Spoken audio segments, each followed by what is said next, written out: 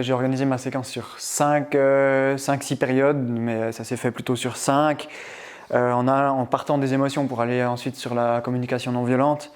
Puis l'idée était de partir des connaissances d'anglais, de partir du voc qu'ils avaient pour ensuite construire, amener un peu de détails sur les émotions, de pouvoir travailler un peu quotidiennement aussi avec ça en tâche de fond si on veut, et pour finir d'amener le lien entre émotions, sentiments, besoins et donc la communication non violente.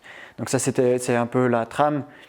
Après, je ne vais pas passer à travers toute la planification, mais l'idée c'était au début, vous voyez un premier petit dialogue avec des émotions, essayer de le jouer avec un ton aussi différent, ces choses-là pas mal axées sur ce qu'ils connaissent déjà, donc des chunks en anglais avec du voc qu'ils connaissent, plus en tirant des cartes d'émotions qui leur permettent de venir jouer là-dessus. Il y avait, ça c'est le genre d'émoticône que j'ai utilisé, que j'ai pas créé mais que j'ai pu retrouver, avec déjà le vocabulaire en anglais aussi, et puis des choses que les élèves connaissent bien, soit parce que ça c'est très lié au domaine du téléphone qu'ils ont tout le temps dans la main et de leur communication, et puis aussi des choses qui sont peut-être plus proches d'un visage humain. Et donc ça a été travaillé comme ça. Puis après à partir de là on a pu créer un mur des émotions. Donc ça c'était affiché dans la classe, il y a des petites émoticônes qui ont été collées et puis ça leur permettait d'avoir un lien visuel aussi avec ces émotions et puis que c'était travaillé. Ensuite dans le journal des émotions que je vous présente juste après, on a fait aussi un jeu qui était assez intéressant, qui était de juste pour montrer que tout le monde avait les mêmes émotions. J'ai fait une petite liste de situations dans lesquelles on pourrait ressentir certaines émotions et puis de faire se lever les élèves qui ont déjà ressenti ces choses-là. Puis en fin de compte, c'était assez clair et c'était le but que tous les élèves se lèvent quasi à toutes les situations.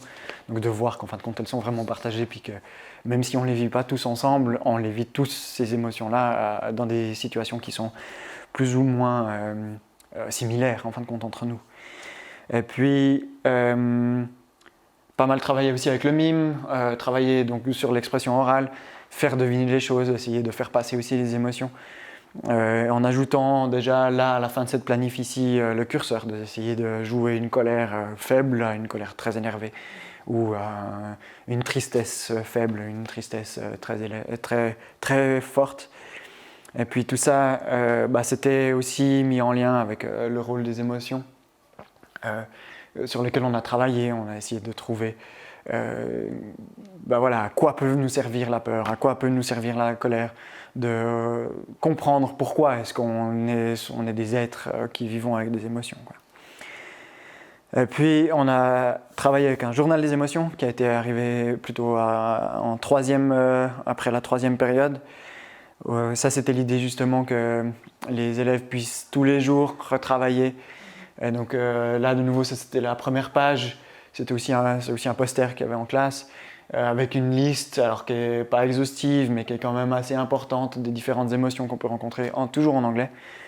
Par contre j'ai décidé de le remettre en français et en anglais dans le journal. L'idée c'était que tous les jours ils prennent 30 secondes, 1 minute pour noter comment ils se sentent. Puis j'avais plus envie qu'ils le fassent plutôt que l'envie qu'ils bloquent parce que c'était pas dans leur langue. Donc j'ai mis bilingue, puis surtout comme on a plus travaillé sur le voc des émotions mais moins sur les besoins, j'avais pas envie qu'ils coincent là-dessus.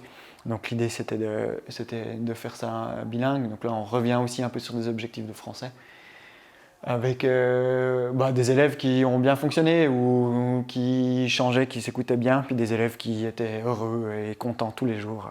Today I'm happy, today I'm happy, today I'm happy.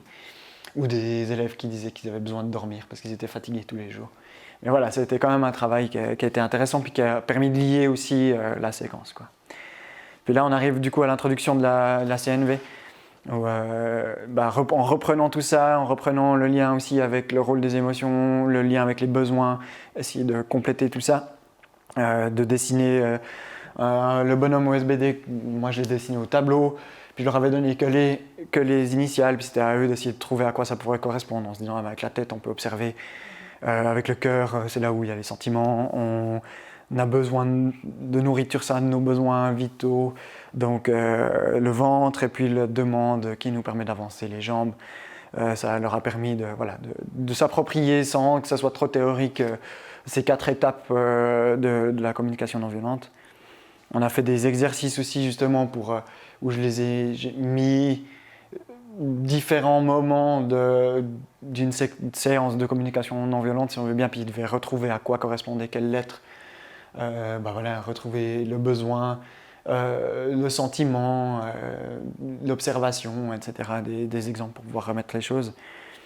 Et puis pour finir, donc je passe vite sur la planification, mais l'objectif final c'était de tomber sur cet outil-là qui a été créé par une équipe d'enseignants qui travaille sous le nom de Feuille, Cahier, Ciseaux, qui crée pas mal de choses, de matériel. Ça avait été créé d'abord sous forme de solide, créé en imprimante 3D ou autre. Puis ils en ont fait une forme dessin qui était plus facilement utilisable pour moi, que j'ai pu plastifier.